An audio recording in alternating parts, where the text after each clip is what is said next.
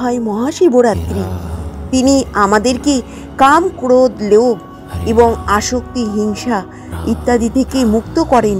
করা হয় বা আরাধনা করা হয় এবং শিব পুরাণ অনুসারে এই রাতেই শিব সৃষ্টি ও স্থিতিপ্রলয়ের মহাতাণ্ডব নৃত্য করেছিলেন। থেকে আকার অবতারের রাতকে বলা হয় মহাশিবরাত্রি। শিব ও দেবীর পার্বতীর সাক্ষাৎ হয়েছিল ফাল্গুন মাসে চতুর্দশী তিথিতে। ভগবান শিব তার গৃহত্যাগ করেন এবং দেবী পার্বতীকে বিয়ে করেন, গৃহ জীবনে প্রবেশ করেন। এই কারণে প্রতি বছর ফাল্গুন মাসে চতুর্দশী তিথিতে ভগবান শিব মা পার্বতী বিবাহের আনন্দে মহাশিবরাত্রি পালন করা হয় এবং সঙ্গে সঙ্গে প্রত্যেকটি ভক্ত ভগবান, যেমন বিষ্ণুর ভক্ত শিব, তেমনি মহাশিবের ভক্ত অনেক মানুষ আছেন, তারাও কিন্তু মহাশিবরাত্রি খুব আনন্দের সঙ্গে পালন করেন। নমস্কার, ভগবান ধাম থেকে আমি আবার একটা নতুন ভিডিওর মাধ্যমে আপনাদের সামনে চলে এসেছি। আজকের ভিডিওটা শিবরাত্রির ব্রত আমি আগের দিন 8 তারিখে বলেছিলাম এবং 8 তারিখ 9 তারিখ দুদিনই আছে কবে করবেন শিবরাত্রির ব্রত। আজকে আমি পুরো ভালো করে আপনাদের বুঝিয়ে বলে দিচ্ছি। লাস্ট অবধি একটু কষ্ট করে ধৈর্য ধরে আমার সঙ্গে আপনারা থাকবেন, তাহলে অনেক কিছু জানতে পারবেন। আমার পরিবারের সকল সদস্যদের কাছে আমার অনেক ভালোবাসা থাকলো এবং সকলে কেমন আছেন, ভালো আছেন তো? আমরাও এক প্রকার ভগবানের কৃপায় অনেক ভালো আছি। তো চলুন আমার সঙ্গে আপনারা লাস্ট অবধি। ফাল্গুন মাসের কৃষ্ণপক্ষে চতুর্দশী তিথিতে শিবরাত্রি পালন করা হয়। হিন্দু ধর্মে শিব চতুর্দশী মাহাত্ম্য অনেক। পুণ্যার্থীরা শিবের জন্য ব্রত পালন করে। দিনভর চলে নানা ধর্মীয় রীতি এবং পালন। শিবরাত্রি কথাটি দুটি শব্দ থেকে এসেছে, শিব ও রাত্রি, যার অর্থ শিবের জন্য রাত্রি। শিবরাত্রির সঙ্গে প্রচলিত আছে নানান কথা। পুরাণ মতে দেবী পার্বতীর সঙ্গে ওই দিন দেবাদিদের মহাদেবের মিলন হয়েছিল। আবার শোনা যায় ওই দিন থেকেই বিশ্ব ব্রহ্মাণ্ড সৃষ্টি করেছিলেন। সাধারণত এবার আমি আপনাদের সঙ্গে বলে দিচ্ছি শিবরাত্রি কবে পড়েছে। মহাশিবরাত্রি কবে পড়েছে আমি আগের ভিডিওতে বলে দিয়েছিলাম, কিন্তু আমি আবারও নতুন করে বলছি। মহাশিবরাত্রি যেহেতু দুদিন পড়েছে, তো আর আগের দিনকে যেহেতু একাদশী রয়েছে, তাহলে অনেকের প্রশ্ন রয়েছে যে একাদশী পালন করার পরে পারণ না সেরে আমরা শিবরাত্রির ব্রতের উপোস কী করে করব শুক্রবারে। তো সেই জন্য আমি এই ভিডিওটা নিয়ে এসেছি। তো একাদশীর ব্রত পালন করে আপনারা পরের দিনকে অতি অবশ্যই পারণ সারবেন। ওই দিনকে শিবরাত্রির ব্রত না করে আপনারা শনিবারের দিনকে করবেন শিবরাত্রির উপোস। তো সেটা কিন্তু খুবই ভালো হবে, কারণ পারণটা সেরে নিয়ে আপনারা ওই দিনকে শিবরাত্রির ব্রত যেটা হচ্ছে 7 তারিখ 8 তারিখ 9 তারিখে করবেন শিবরাত্রির উপোস, মানে শনিবারে। 6 মার্চ একাদশী তিথি রয়েছে, সেটা কিন্তু দশমী বিদ্যা। সেই জন্য 6 মার্চ একাদশী আমাদের পালন করতে হবে না, আমরা ওটা করব আমরা একাদশী তিথি পালন করব 7 তারিখে, মার্চ মাসের 7 তারিখে। 7 মার্চে আমরা একাদশীর ব্রত পালন করছি। এটা চান্দ্র পঞ্জিকা যারা মানেন তারা করবেন 7 মার্চ মানে 7 তারিখে। আর যারা মনে করছেন চান্দ্র পঞ্জিকা মানছেন না, দশমী বিদ্যা ওই দিনকে আমাদের রয়েছে, সেই জন্য আমরা কিন্তু ওইটা 6 তারিখে পালন করব না একাদশী, আমরা কিন্তু 7 তারিখে করব। এর আগে আমার ভিডিও চলে গেছে, তো এর আগের ভিডিওতেই আমি সমস্ত কথা বলে দিয়েছি যে একাদশীর ব্রতটা আপনারা কবে পালন করবেন। 2 ঘন্টা দশমী বিদ্যা যুক্ত রয়েছে, সেই জন্য আমরা একাদশীর ব্রতটা কিন্তু 6 তারিখে পালন করছি না, আমরা করছি ওটা 7 তারিখে। আর আমরা পরের দিনকে পারণ সারবো যথারীতি। পারণ সেরে অনেকে বলবেন তাহলে তো আমরা রাত্রিটা পাচ্ছি, শিবরাত্রি আমরা যেহেতু শিবরাত্রি পাচ্ছি, তাহলে আমরা কেন শিবরাত্রির উপোস কেন করব না? ওই দিনকে রাত্রিটা পাচ্ছি, চতুর্দশী আমাদের রাত্রিবেলা লাগছে, তো কেন আমরা ওই দিন শিবরাত্রির উপোস করছি না? আমি আগের ভিডিওতে বলেছিলাম কিন্তু শিবরাত্রি কিন্তু শুক্রবারে করার কথা। শিবরাত্রি দুদিনই করা যাবে, 8 তারিখেও করা যাবে, 9 তারিখেও করা যাবে, কিন্তু সব থেকে ভালো শনিবারে করাটা। আর আমাদের ত্রয়োদশী পড়ছি আমাদের 8 তারিখে, সেই দিন আমরা চতুর্দশী পারছি না, রাত্রিবেলা 8টার পরে যেহেতু চতুর্দশী লাগছে, সেই জন্য আমরা কিন্তু ওটা 9 তারিখে করব। অনেকে মনে করবেন শিবরাত্রি যেহেতু 8 তারিখে আছে, 8 তারিখেই অনেকে পালন করবেন, 9 তারিখে করবেন না, আবার অনেকে 9 তারিখে করবেন। সেই জন্যই আমার এই ভিডিওটা যে আপনারা দুদিনই করতে পারেন, তবে 9 তারিখে সব থেকে বেশি ভালো। ওটা আপনারা শনিবারের দিনকে করবেন, তাহলে আপনাদের ওটা সুবিধা হবে। এই বিজয়া একাদশীর ব্রত পালন করতে হবে 7। তারা মনে করছেন চান্দ্র পঞ্জিকা অনুযায়ী মানবেন বা চান্দ্র পঞ্জিকা অনুযায়ী করবেন তারা কিন্তু 7 মার্চ বৃহস্পতিবারে পালন করবেন বিজয়া একাদশীর ব্রত।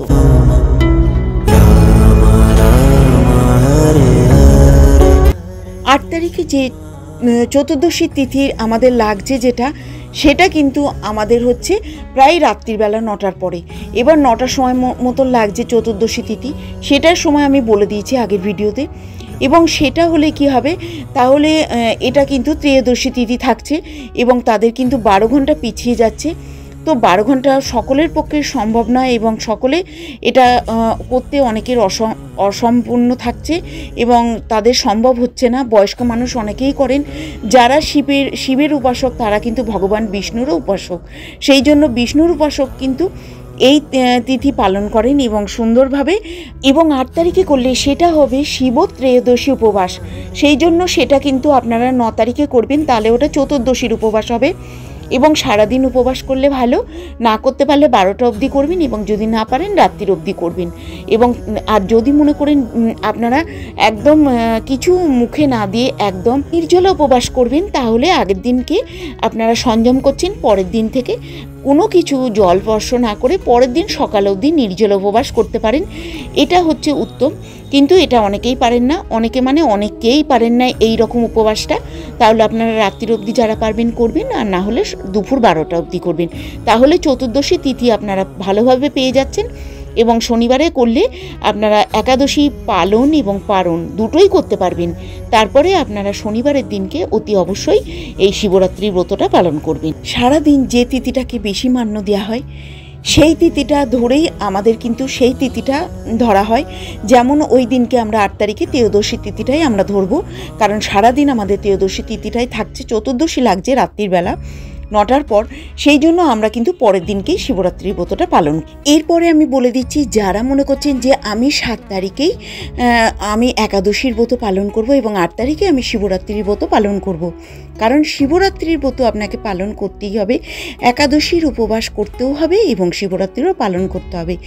অনেকে মনে করছেন যে আমি 9 তারিখে করব না, বিশুদ্ধ স্বাস্থ্য সিদ্ধান্ত অনুযায়ী সিদ্ধান্ত অনুযায়ী আপনারা মনে করে নিয়েছেন যে 8 তারিখেই আপনারা শিবরাত্রির ব্রতটা পালন করবেন। সেক্ষেত্রে আপনারা 7 তারিখে একাদশীর ব্রত পালন করলেন সারাদিন, দ্বাদশীর দিনকে সকালে উঠে কয়েক দানা অন্ন মুখে দিয়ে এবার শিবরাত্রির ব্রতর উপোসটা শুরু করবেন। সেক্ষেত্রে করা যায় এইভাবে, আপনারা পারণটা সেরে নিয়ে, পারণটা না করলেও একাদশীর উপবাস হয় না, সেই জন্য পারণটা সেরে নিয়ে আপনারা একাদশীর উপবাসটা করলেন, করে পারণটা সেরে নিলেন, একাদশীর পালন হয়ে গেল। এবার আপনারা 8 তারিখে শিবরাত্রির ব্রত পালন করবেন। এবার যারা মনে করছেন 9 তারিখে করবেন, 9 তারিখে করবেন, কিন্তু আপনারা যারা মনে করছেন 8 তারিখেই আমাদের করতে হবে তাদের কথা বললাম। বিশুদ্ধ সিদ্ধান্ত অনুযায়ী হচ্ছে কিন্তু শিবরাত্রির ব্রত 9 তারিখে পালন করবেন। আমি আগের ভিডিওতে বলেছিলাম 8 তারিখে পালন করার কথা, কিন্তু আমি এই ভিডিওটা এই জন্যই বানালাম যে আপনারা 9 তারিখেও পালন করতে পারেন, সেটা কিন্তু খুবই ভালো হবে। যারা মনে করছেন 8 তারিখে করবেন, করতেই হবে, তারা করবেন, এবং যারা দুটোতেই হবে এবং যারা মনে করছেন 9 তারিখে পালন করবেন, সেটা কিন্তু খুবই ভালো। বিশুদ্ধ সিদ্ধান্ত অনুযায়ী 9 তারিখে পালন করাটাই সব থেকে শ্রেষ্ঠ হবে। সেটা কিন্তু আমাদের চতুর্দশী তিথিটা আমরা পুরো ভালোভাবে পেয়ে যাচ্ছি, আর এটাতে আমরা ত্রয়োদশী তিথি পাচ্ছি 12 ঘন্টা, যার জন্য আমাদের ত্রয়োদশী তিথি আমরা ধরছি।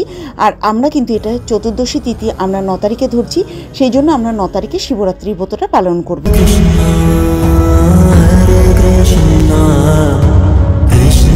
9 তারিখ বলতে আমি আরেকবার বলে দিচ্ছি আপনারা কবে পালন করবেন শিবরাত্রির ব্রত। যেমন 2024 সাল 9 মার্চ এবং 8ই মার্চ আমি বলেছিলাম, এটা আমি 9 মার্চ বলছি, 8 তারিখেও হবে। 9 তারিখে কিন্তু বিশুদ্ধ সিদ্ধান্ত অনুযায়ী খুবই ভালো 9 তারিখে, কারণ আপনারা বৃহস্পতিবারে 7 তারিখে একাদশীর ব্রত পালন করছেন, সেই জন্য বললাম 9 তারিখে করলে আপনাদেরই সুবিধা হবে। পালনটা সুন্দরভাবে সেরে তারপরে আপনারা 9 তারিখে শিবরাত্রি চতুর্দশী পুরো পেয়ে যাচ্ছেন। চতুর্দশী পাওয়াতে আপনারা শিবরাত্রির ব্রতটা খুব ভালোভাবে নিষ্ঠা সহকারে 9 তারিখে পালন করবেন। আর শনিবারে পালন করছেন, এটা হচ্ছে 2024 সাল 9 তারিখ 9 মার্চ, আর এটা শনিবার, আর এটা হচ্ছে ফাল্গুন মাস 1430 25 তারিখ ফাল্গুন মাসের আর শনিবার, আর আমাবস্যা তো পড়ছে 10 তারিখে, তো সেই হিসাবে আপনারা 9 তারিখে পালন করতে পারেন।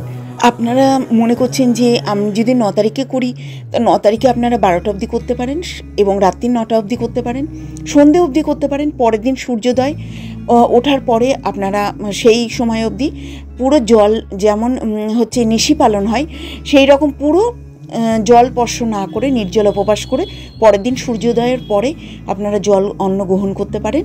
তো সেটা হচ্ছে একরকম শিবরাত্রি উপোস ব্রত পালন করা খুবই ভালো। তো এইভাবে আপনারা করতে পারেন এবং সূর্যোদয়ের পরে 9টা অবধি বা 8টা অবধি আপনারা পালনটা সারতে পারেন শিবরাত্রি ব্রত।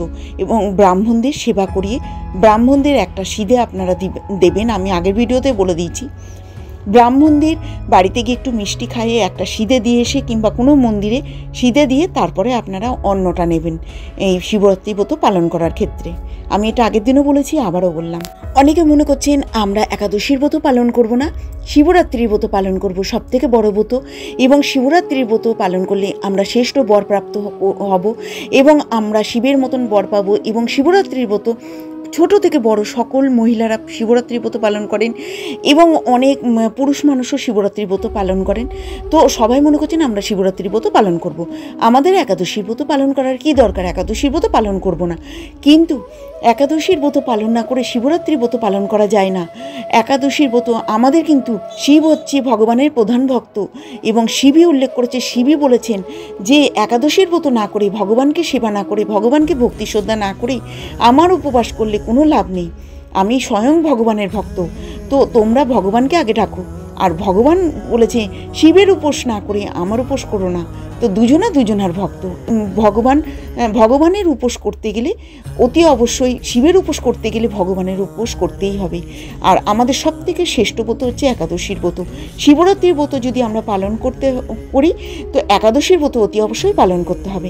একাদশীর ব্রত পালন না করে আমরা শিবরাত্রির ব্রত কোনো রকমেই পালন করতে পারবো না। কারণ ভগবানের ভক্ত স্বয়ং হচ্ছে শিব।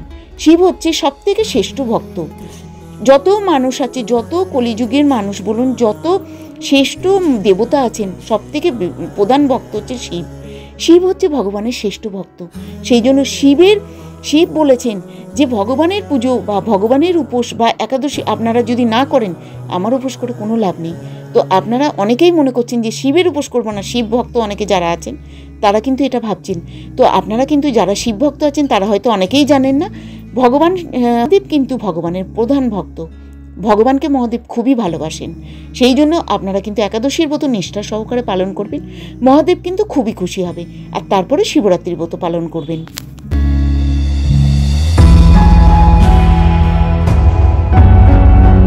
শিবজি নিজে উল্লেখ করেছেন এবং বাবা তারকনাথ নিজে বলেছেন, যারা একাদশীর ব্রত বাদ দিয়ে আমার উপোস করেন আমি কিন্তু তাতে প্রসন্ন হই না।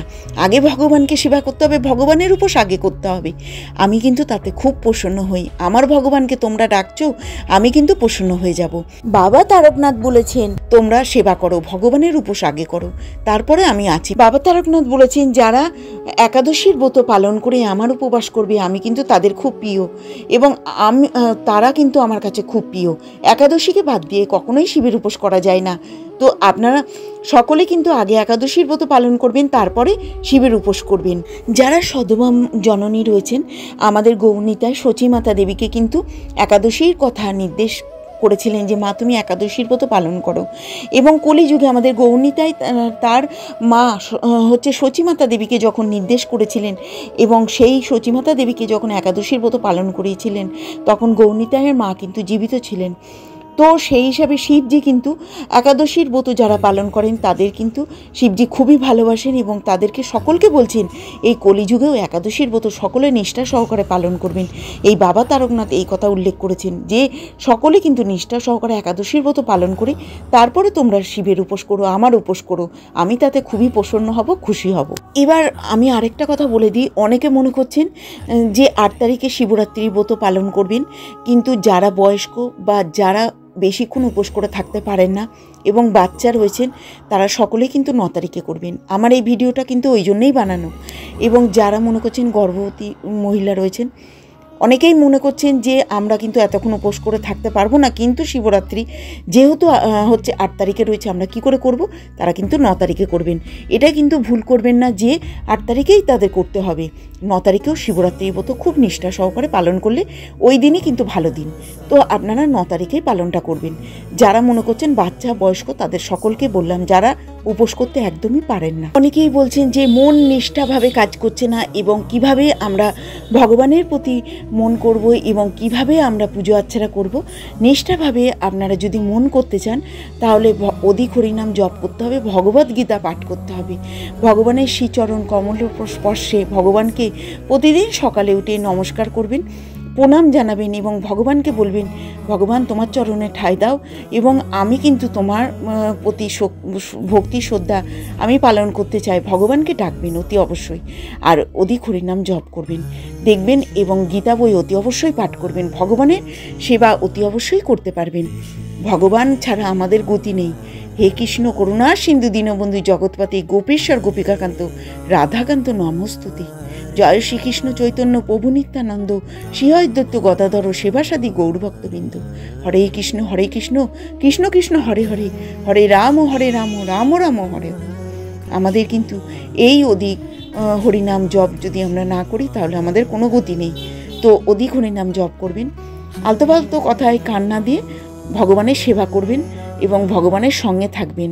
মানুষের কলিযুগে মানুষের মনের মধ্যে রাগ সমস্ত কিছুই আছে, কিন্তু সব কিছুকে উপেক্ষা করে সব কিছু আপনারা বাদ দেবেন, দিয়ে ভগবানের সেবা নাম জপ এবং কীর্তন অধিক হরিনাম জপ করবেন, ভগবদ্গীতা পাঠ করবেন, এইগুলো করবেন। তাহলে কিন্তু ভগবান প্রাপ্তি হতে পারবেন এবং ভগবানকে ডাকবেন। ভগবানকে ডাকলেই কিন্তু আস্তে আস্তে ভগবান প্রাপ্তি হওয়া যাবে। দশমী বিদ্যা যেদিন থাকবে সেদিনকে কিন্তু আমরা পুরো একাদশীটা বর্জন করব, আমরা পরের দিনকে করব। আমরা স্বাস্থ্য সিদ্ধান্ত অনুযায়ী এবং চান্দ্র সূর্য পঞ্জিকা অনুযায়ী আমরা যেটা পালন করব সেটা হচ্ছে 7 তারিখে আমরা একাদশীর ব্রতটা পালন করব নিষ্ঠা সহকারে। আর অতি অবশ্যই শিবরাত্রি একাদশীর ব্রত দুটোই পালন করতে হবে সকলকে। আমি আপনাদের সঙ্গে বলছি, কিন্তু এটা তো কোনো গায়ের জন্য না, নিজের মন থেকে আপনারা দুটোই পালন করবেন অতি অবশ্যই। আমি বললে আপনারা কেন করবেন? আপনারা বই পড়বেন এবং সমস্ত কিছু জানবেন তবেই করবেন। অতি অবশ্যই আপনারা একাদশীর ব্রত পালন করবেন এবং শিবরাত্রির ব্রত নিষ্ঠা সহকারে পালন করবেন। শিবরাত্রির ব্রত পালন করলেন যেদিনকে, সেদিনকে শিবের মাথায় দুধ দই ঘি শক্কর পঞ্চামৃতে অভিষেক করবেন। দুধ দই ঘি শক্কর মধু সমস্ত কিছু একসঙ্গে কিংবা আলাদা আলাদাভাবে আপনারা দিয়ে আপনারা অভিষেক করবেন। আমি কিন্তু এটা যখন বিষ্ণুকে অভিষেক করবেন তখন তুলসীপত্র দেওয়ার কথা বলি, এতে কিন্তু তুলসীপত্র দেবেন না, বেলপাতা দিয়ে দেবেন, দিয়ে অভিষেক করবেন। তো এইভাবে আপনারা শিবের মাথায় অভিষেক করতে পারেন, আর গোচনাও দিতে পারেন, কিন্তু আমি কিন্তু এখানে তুলসীপাতা দেওয়ার কথা বলছি না। তুলসী পাতা অতি অবশ্যই নারায়ণকে দেবেন, শ্রীকৃষ্ণকে দেবেন, গোপালকে দেবেন। তো এইভাবে আপনারা অভিষেক করতে পারেন। প্রহরের পুজোটা হয় সেটা কিন্তু আমার আগের ভিডিওতে আমি দিয়ে দিয়েছি, সেই জন্য আমি এই ভিডিওতে আর বললাম না। আগের ভিডিওটা দেখে নেবেন, সেখানে প্রহরের পুজোর কথা, কোন সময় কোন প্রহরে কোন পুজো হবে সেটা আমি বলে দিয়েছি। এই শিবরাত্রিতে আমি যে বললাম দুপুর 12টা অবধি আপনারা উপবাস করবেন 9 তারিখে। শিবের মাথায় জল দিয়ে আপনারা কিন্তু অন্নপ্রসাদ গ্রহণ করবেন না। যারা বৈষ্ণব ভক্ত এবং যারা হচ্ছে নিরামিষ গ্রহণ করেন তারাই কিন্তু অন্ন গ্রহণ করবেন। যারা নিরামিষ গ্রহণ করেন না তারা চতুর্দশী না ছাড়া অবধি অন্ন গ্রহণ করবেন না, এবং চতুর্দশী ছেড়ে গেলে তারপরেও অন্ন গ্রহণ করা উচিত নয়। হিসেব মতন ওই দিনকে অন্ন গ্রহণ করা উচিত না, যেদিন আপনারা শিবরাত্রি ব্রত পালন করছেন। এটা কিন্তু পরের দিনকে অতি অবশ্যই অন্ন গ্রহণ করবেন। শিবরাত্রির ব্রত যেদিনকে পালন করছেন 12টা অবধি উপবাস করলেন, এবং যারা বৈষ্ণব ভক্ত বা কৃষ্ণ ভক্ত তারা 12টা অবধি করলেন। তারপরে আপনারা কি করবেন, চতুর্দশী ছেড়ে গেলে আপনারা ফলমূল আহার গ্রহণ করলেন, এবং যদি মনে করেন বৈষ্ণব ভক্ত যারা, তারা ভগবানের প্রসাদ গ্রহণ করতে পারেন। এবং যদি মনে করছেন যারা বৈষ্ণব ভক্ত নন তারা সেই দিন কিন্তু অন্ন নেবেন না, সেই দিন সারাদিন উপবাস থাকবেন, ফলমূল আহার গ্রহণ করবেন। 12টা অবধি উপবাস করে জল ঢেলে কিংবা সন্ধে অবধি উপবাস করে জল ঢালার পরে, আর তারপরের দিনকে সকালবেলা সূর্যোদয়ের পর থেকে 9টা অবধি 8টা অবধি আপনারা তার মধ্যে আপনারা অন্ন নেবেন, কি ফল টল যা হোক খাবেন, কিন্তু দিনের দিনকে অতি অবশ্যই অন্য কোনো প্রকারেই আপনাদের নেওয়া যাবে না। যারা মনে করছেন বৈষ্ণব ভক্ত নন তাদের বলছি। অনেকে এই কথাটা বলতে পারেন যে শিবরাত্রি ওই দিন রাত পাওয়া যাচ্ছে, তাহলে কেন আমরা পরের দিনকে শিবরাত্রির ব্রত পালন করব? তো সেই দিনকে রাত্রি 9টা অবধি ত্রয়োদশী তিথি থাকছে, তাহলে ব্রাহ্ম মুহূর্ত পড়ছে সেই দিনকে, তাহলে আপনারা ত্রয়োদশী তিথি পড়ছে আর চতুর্দশী কিন্তু 9টার পরে লাগছে, সেই হিসাবে আপনারা পরের দিনকেই শিবরাত্রির ব্রতটা পালন করলেই ভালো। আর নাহলে 2 দিন করতে পারেন, 8 তারিখেও অনেকে করছেন, 9 তারিখে পুরো নিয়ে একবারে আপনারা 10 তারিখে অন্ন নেবেন। তো 8 তারিখে করে 9 তারিখে যারা বৈষ্ণব ভক্ত তারা অন্ন নিতে পারেন, শিবের মাথায় জল ঢালার পরে চতুর্দশী তিথি ছেড়ে যাওয়ার পরে তারা অন্ন নিতে পারেন যারা বৈষ্ণব ভক্ত। ব্রাহ্ম মুহূর্ত পড়ছে সেই জন্য সেই দিনকে কিন্তু আপনারা ব্রাহ্ম মুহূর্তে যে তিথি থাকবে সারাদিন সেই তিথি হিসাবেই গণ্য করা হবে। তো ব্রাহ্ম মুহূর্ত পড়ছে আমাদের 8 তারিখে, আর আমরা কিন্তু 9 তারিখে পালন করাটাই সব থেকে বেশি ভালো। আপনি যদি মনে করেন 2 দিনই করবেন, 2 দিনও করতে পারেন। আপনারা এই দিন ফল টল নিয়ে শরবত নিয়ে থাকলেন, পরের দিনকে শিবরাত্রি শিব চতুর্দশী 12টা অবধি আপনারা উপবাস থেকে আপনারা শিবের মাথায় জল দিয়ে তারপরে চতুর্দশী না ছাড়া অবধি অন্ন নেবেন না, তারপরে আপনারা সেইভাবে করতে পারেন। যারা বৈষ্ণব ভক্ত বারবার বলছি তারা চতুর্দশী ছাড়ার পরে অন্ন নেবেন, আর যারা বৈষ্ণব ভক্ত নয় তারা 10 তারিখে অন্ন গ্রহণ করবেন। আমাদের কিছু চাওয়া পাওয়া থাকে ভগবানের কাছে এবং বাবা তারকনাথের কাছে। যেদিন বাবা তারকনাথের উপোস করবেন সেদিনকে বাবা তারকনাথের কাছে বলবেন, বাবা তারকনাথ তুমি আমাদের ভগবানের শ্রীচরণে ঠাঁই দিও এবং আমরা যেন ভগবানের সেবা করতে পারি, ভগবান প্রাপ্তি লাভ করতে পারি এবং ভগবানের সেবা করতে পারি। সব থেকে ভালো হবে এইটাই, এবং ভগবানের সঙ্গে আমরা থাকতে পারি, ভগবানের পাদপদ্মে আমরা যেন তুমি আমাদের ভগবানের শ্রীচরণে পাদপদ্মে ঠাঁই দিও, আমরা যেন সবসময় ভগবানের সেবা করতে পারি, ভগবানের টাচে থাকতে পারি, ভগবানকে ভালোবাসতে পারি। আমরা যেন সব থেকে ভালো হয় এটা বললে যে আপনারা ভগবান প্রাপ্তি হতে পারেন। এবং আমরা মহাশিবরাত্রি হিন্দুদের সর্বোচ্চ আরাধ্য দেবতাদের মহাদেব মহাশিবের উপাসনা করা হয় বা আরাধনা করা হয় ছিল, এই কারণেই মহাশিবরাত্রি উৎসব পালন করা হয় 12টি জ্যোতির্লিঙ্গের আবির্ভাবের আনন্দে। শাস্ত্র মতে মহাশিবরাত্রির পুজোর শ্রেষ্ঠ সময় হলো নিশীথকাল। এই তিথিতে 4 প্রহরে পুজো হয়, অনেকে কোনো একটি প্রহর বা 4 প্রহরের পুজো করেন। শাস্ত্র মতে মহাশিবরাত্রি তিথিতেই সন্ধেবেলা স্নানের পর শিবের পুজো করা উচিত। বিশ্বাস অনুযায়ী ব্রত পালনে পূর্ণ ফল লাভের জন্য সূর্যোদয় থেকে শুরু হয়ে চতুর্দশী তিথি অস্ত যাওয়ার মধ্যকাল সময় পর্যন্ত ব্রত সমাপ্ত করা উচিত। মহাদেবকে অতীব ভালোবাসতে হবে, তাহলে কিন্তু আমাদের ভগবান বিষ্ণু অতীব প্রসন্ন হবেন। যতই আমরা শাস্ত্রে আমাদের উল্লেখ আছে আমরা যদি শিবকে ভালোবাসতে পারি তাহলে ভগবান বিষ্ণু কিন্তু খুবই প্রসন্ন হন।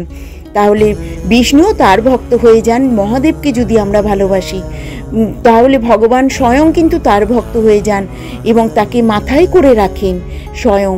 এই শিবরাত্রির ব্রত আমাদের শাস্ত্রে উল্লেখ করছি, এই শিবরাত্রির ব্রত সকল মানুষকে পালন করা উচিত। যারা বিষ্ণু ভক্ত বা কৃষ্ণ ভক্ত আছেন, বৈষ্ণব ভক্ত আছেন, তাদেরকেও কিন্তু এই শিবরাত্রির ব্রত পালন করা উচিত। মহাদেবকে যেমনি আমরা খুশি করতে পারবো শিবরাত্রির ব্রত পালন করে, স্বয়ং বিষ্ণুকেও কিন্তু আমরা খুশি করতে পারবো এই শিবরাত্রির ব্রত পালন করলে। কারণ মহাদেব যেরকম বিষ্ণুর ভক্ত, বিষ্ণু কিন্তু সেই রকম মহাদেবের ভক্ত।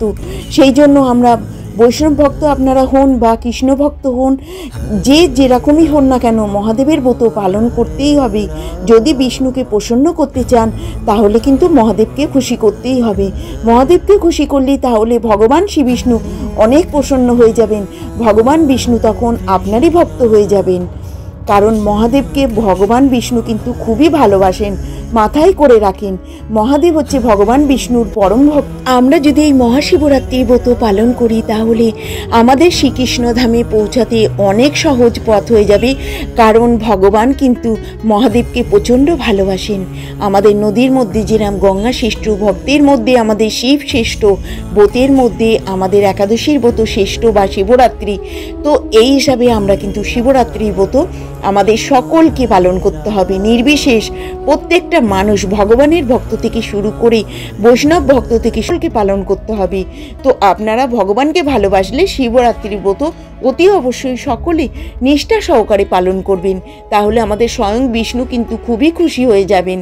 কারণ বিষ্ণু কিন্তু বারবারই বলছি শিবকে খুবই ভালোবাসেন, তো বিষ্ণু স্বয়ং আপনার ভক্ত হয়ে যাবে।